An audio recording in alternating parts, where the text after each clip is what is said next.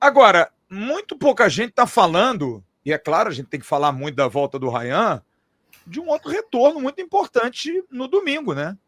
Do mestre dos mestres, do chefe da gangue, do dono do pedaço, que é Fernando Diniz, que não foi domingo a Bragança Paulista, na verdade ele foi, ele só não foi ao estádio. 30 jogos, 11 vitórias, 10 empates e 9 derrotas, com quase 50% de aproveitamento no Vasco.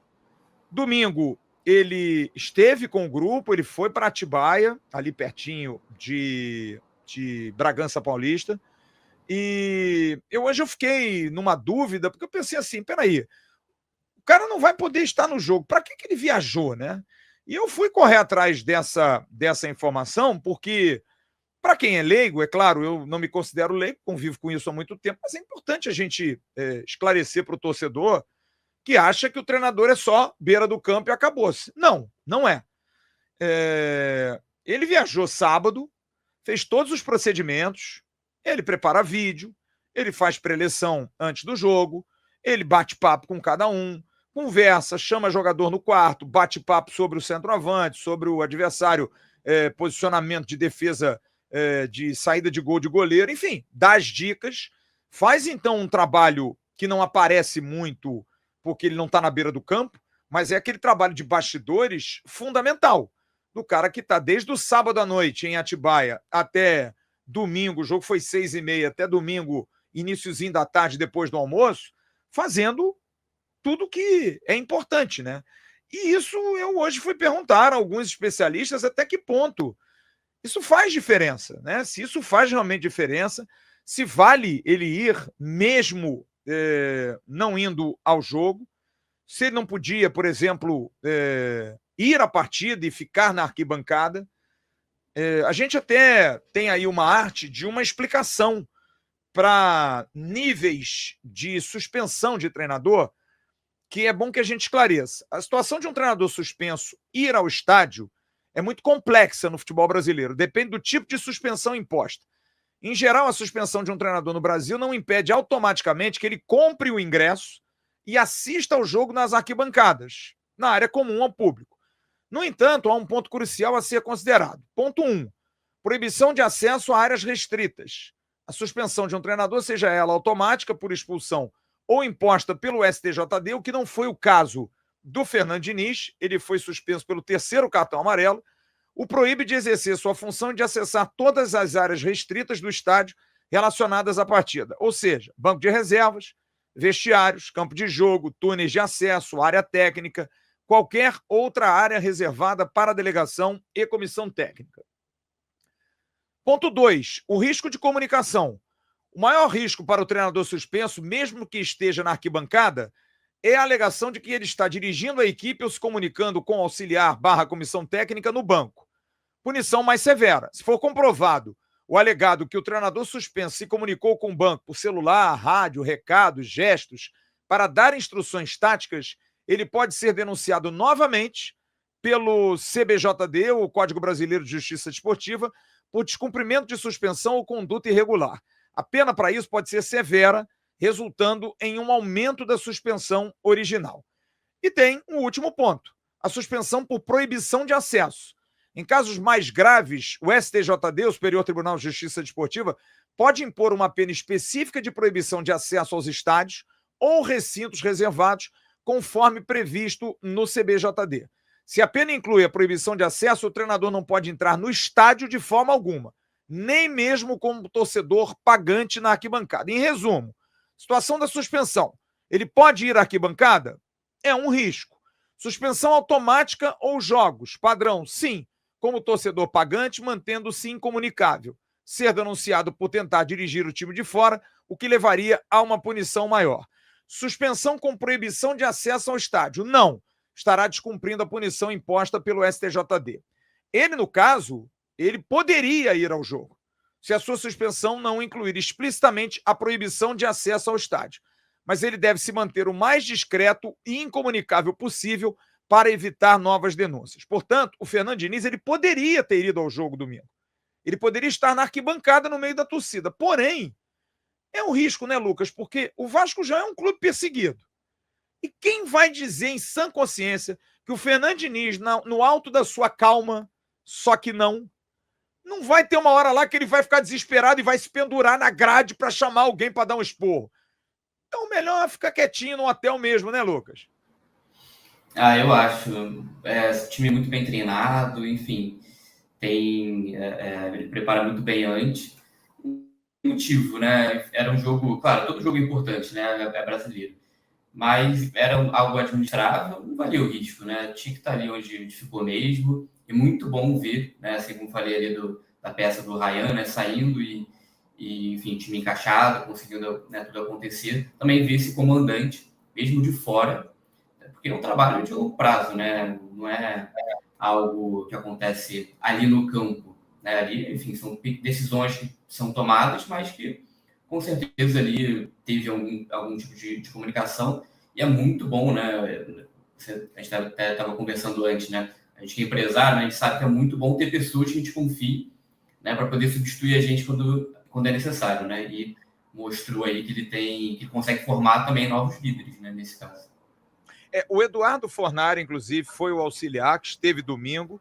E em cima até dessa tua declaração, eu vou te perguntar, porque eu perguntei isso a 2 auxiliares técnicos de primeira e que hoje são treinadores também importantes. Maurício Copertino foi durante muito tempo auxiliar técnico de Vanderlei Luxemburgo, inclusive no Vasco, e Júnior Lopes, filho de Antônio Lopes, que foi auxiliar do Luxemburgo, do Mano Menezes e de outros treinadores, do Ramon Menezes também no Vasco.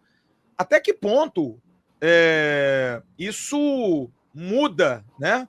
Porque a ausência do líder à beira do campo em alguns momentos pode trazer uma insegurança.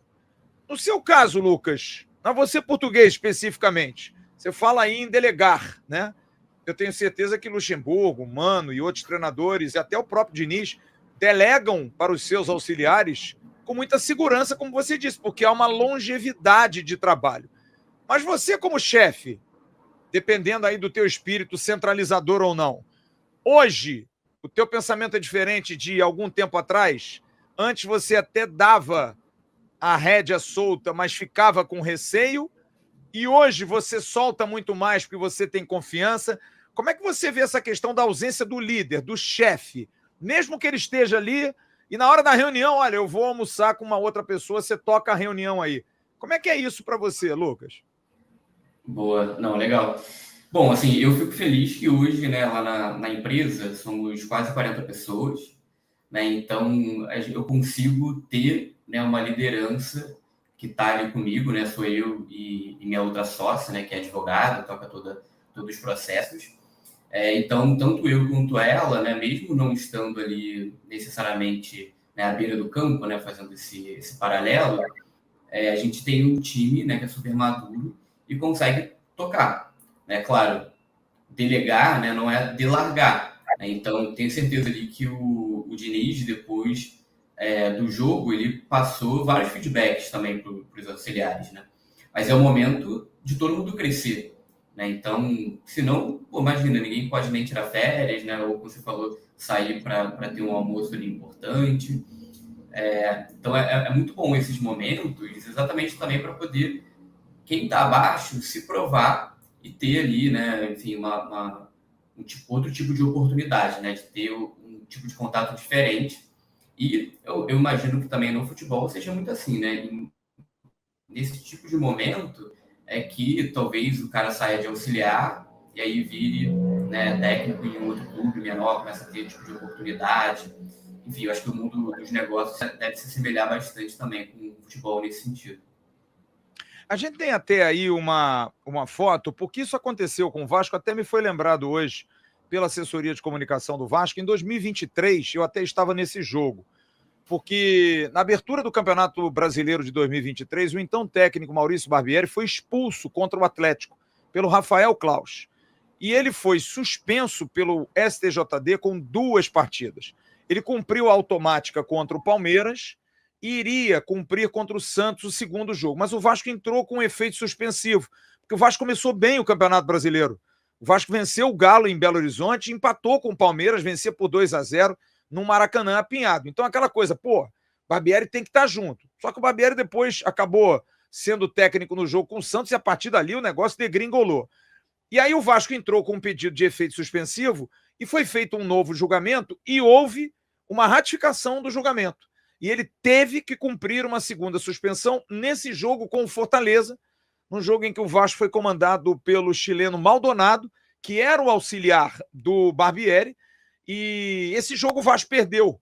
Então você vê que tem uma conotação diferente quando o time não está bem. Nesse momento o Vasco estava numa draga que dói, num momento dificílimo, complicadíssimo, perdendo para todo mundo. Então ficava, no início você briga para o técnico estar na beira do campo, que o time começa bem. Mas aí depois ele não está na beira do campo e o time perde sem ele, sabe? Então é uma situação que também acontece muito pelo resultado. Porque domingo, antes do jogo, todos nós opinamos aqui no canal, convidados e analistas do canal, sobre a ausência do Fernando Diniz e todos fomos unânimes. Faz falta? É claro que faz, ainda mais o Fernando Diniz, que é um técnico muito personalista, um cara muito caricato, é ele. Né? Ele é. O direito autoral é dele. Aquilo que ele faz em campo, a gente sabe, pô, esse é um time do Diniz. Então todo mundo ficou preocupado. No pós-jogo, eu até disse, cara, eu não senti falta do Diniz.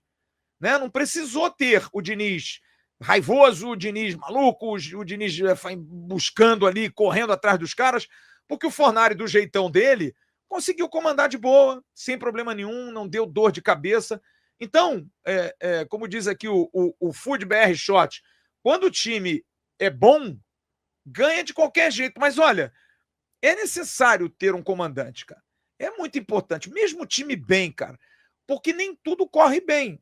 Lucas, pode dizer isso. Você está no meio de um processo, para aprovação de um processo. Não é tudo céu de brigadeiro. Tem momento que, né, dá aquele engriguilho, dá aquela rusga. E aí, quem está ali no processo, óbvio, não por incompetência, mas por segurança, procura quem já passou por isso, né? É uma questão de experiência, né, Lucas? Você ter esse cara é mais ou menos teu pai. É mais ou menos um mentor seu. Você faz as suas coisas, mas tem uma hora que você precisa falar com alguém. Sabe? Você precisa, pô, vou ligar pro meu velho para bater um papo com ele. Para quem tem pai vivo, e eu sinto falta do meu pai sempre, cara. Porque às vezes, né, aquela coisa de ligar, bater um papo, pai, o que tu acha disso? Eu toco a minha vida, mas ter o conselho de alguém ali do lado é fundamental, né, Lucas? Assim, principalmente nos momentos de crise, né? Então, né, quando se o Vasco talvez, enfim, tivesse caminhado para um lugar diferente nesse jogo, né? Que infelizmente a gente está até desacostumado, né? Então, perder agora já é o diferente. Então, se tivesse tomado um gol logo no início, que já tem tempo que isso não acontece, tivesse que mexer algum esquema tático, aí o papel da liderança, aí sem dúvidas, né? É o momento mais importante, a tomada de decisão, e nesses cenários principalmente inéditos, né? Coisas que a gente nunca passou antes. Então, para poder desbravar aí novos caminhos, é importante essa liderança bem presente no meio do processo. Acho que no futebol é igual, né? Felizmente, foi pelo caminho tradicional, né? O Vasco saiu ganhando, não tomou nenhum, de novo, né? Não tomou gol, e aí fez as alterações regulares, né? Até botou o GB de novo, foi excelente, fez o gol. Então, tudo conforme planejado, perfeito, né? Até o líder consegue momentaneamente ali sair um pouco de cena e para depois entrar quando for mais importante. Sem dúvida alguma. Vamos ouvir então desses dois craques que são na beira do campo. Eu vou começar pelo Maurício Copertino, como a gente já mostrou aí, Copertino que foi auxiliar de Vanderlei Luxemburgo e está assumindo o Santo André em São Paulo. Santo André que já foi campeão da Copa do Brasil em cima dos caras aqui no Maracanã. Parabéns ao Maurício Copertino, que hoje estava num evento em São Paulo, numa palestra, você vai ouvir até um pouquinho de barulho lá.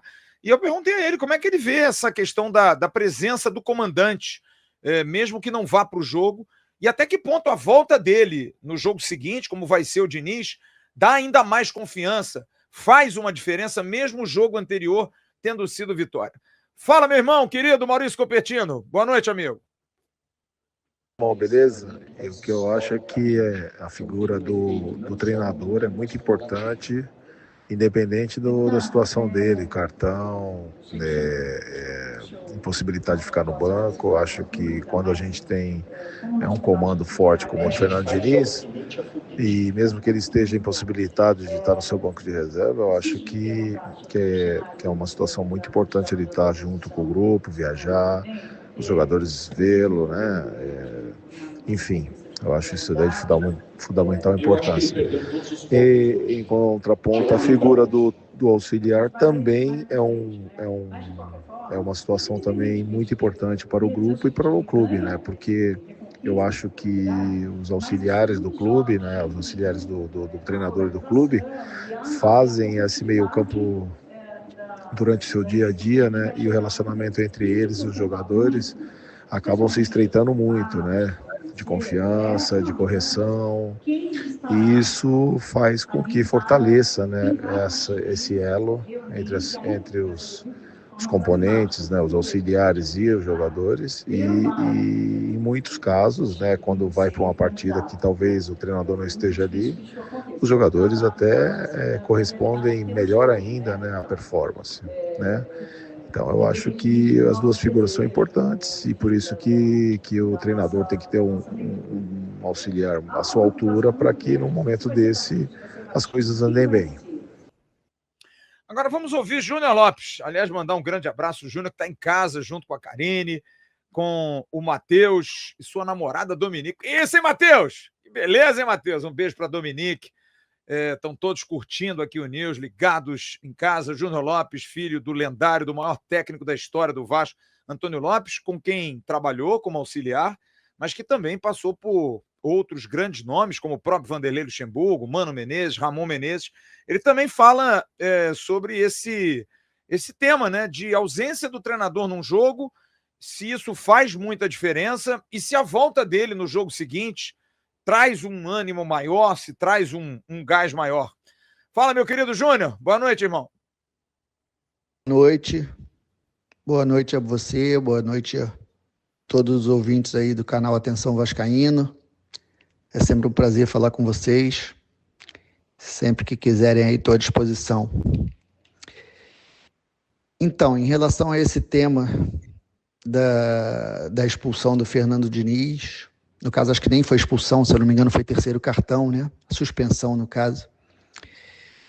É um tema bem interessante, né? Principalmente para quem não vive o dia a dia ali do futebol, né? E eu já tive a oportunidade de passar por isso algumas vezes, né? Tanto como treinador, como auxiliar também. E o treinador quer sempre, se o clube tem as condições, né?